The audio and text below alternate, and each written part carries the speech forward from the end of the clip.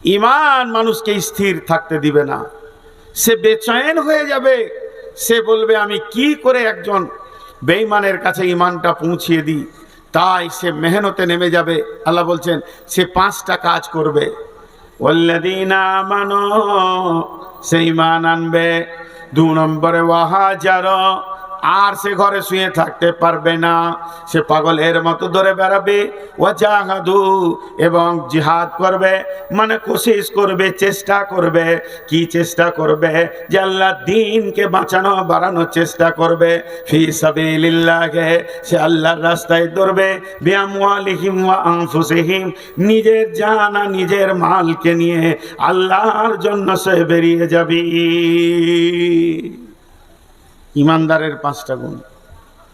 1 নম্বরে ইমান আনবে, 2 নম্বরে ইমান বাড়ানোর মেহনত করবে, 3 নম্বরে সে আল্লাহর রাস্তায় বাড়ি থেকে বের হয়ে মানুষের দরজায় দরজায় ঘুরবে, 4 নম্বরে নিজের জান, আর 5 নম্বরে নিজের মাল।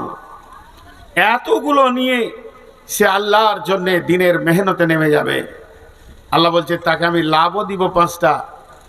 1 নম্বরে আদামু দারাজাতান ইনদাল্লাহি ওয়া উলাইকা হুমুল ফাইজুন, আল্লাহর কাছে তার সম্মান বেড়ে যাবে এবং সব জায়গায় সে সফলতা পেয়ে যাবে। ভাই, সহজ করে বলতে গেলে বলা যায় আগামীতে ভোট আসছে।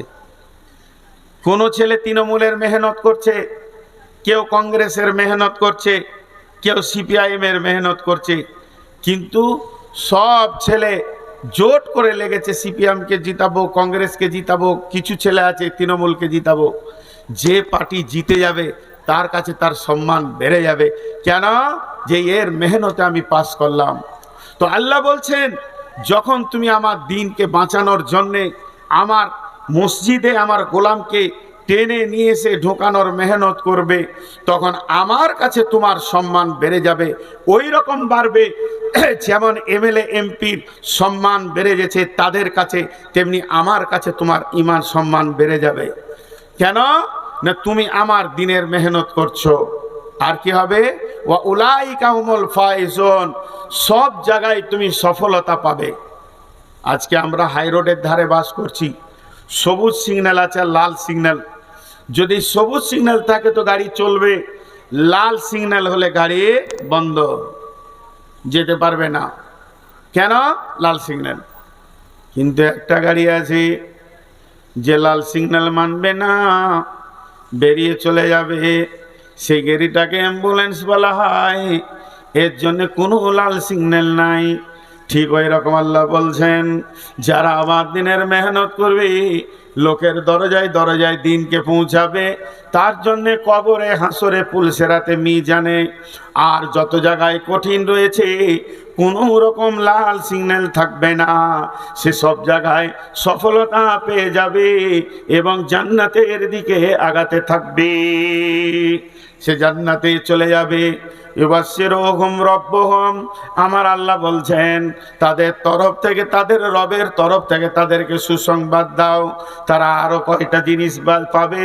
ইউবাশশিরুহুম রাব্বুহুম বিরাহমাতিন, তাদের আল্লাহর তরফ থেকে, তাদের রবের তরফ থেকে তাদেরকে সুসংবাদ দাও তারা আল্লাহর রহমতের আওতাভুক্ত থাকবে, আল্লাহর শান্তির আওতাভুক্ত থাকবে। ওয়ারিজওয়ানেও, এবং তাদের উপরে আল্লাহ সন্তুষ্ট থাকবে। আল্লাহর সন্তুষ্টি কত দাম!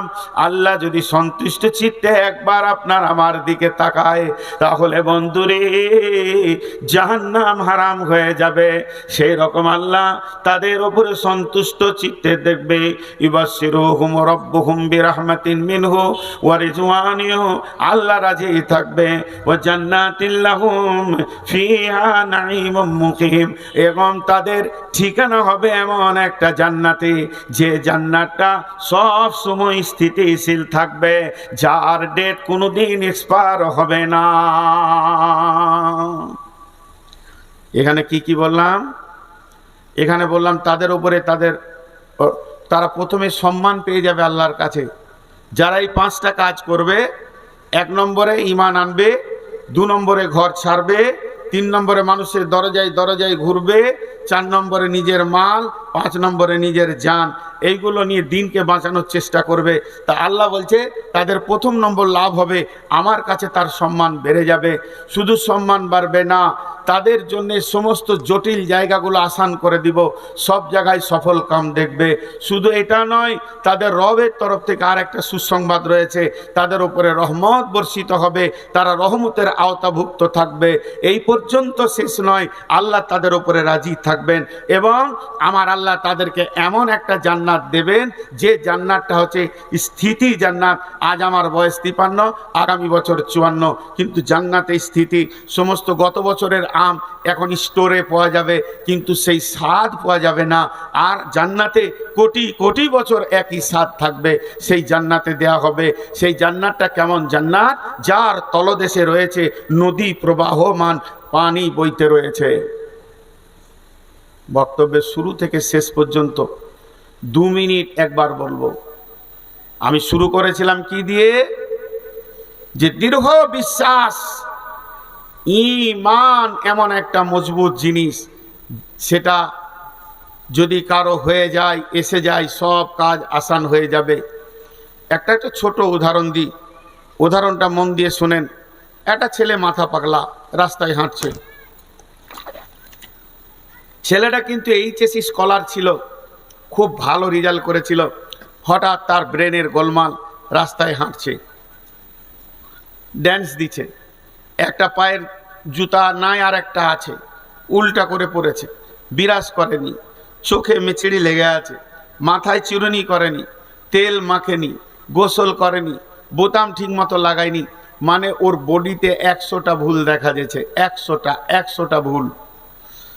এমন সময় বহরমপুরের ডাক্তার, ব্রেনের ডাক্তার এমনি করে তাকিয়ে দেখছে, ছেলেটার কি ব্যাপার রে? গোটা সমাজ আর 100টা ভুল পেয়েছে। ডাক্তার ওকে নিয়ে গেল।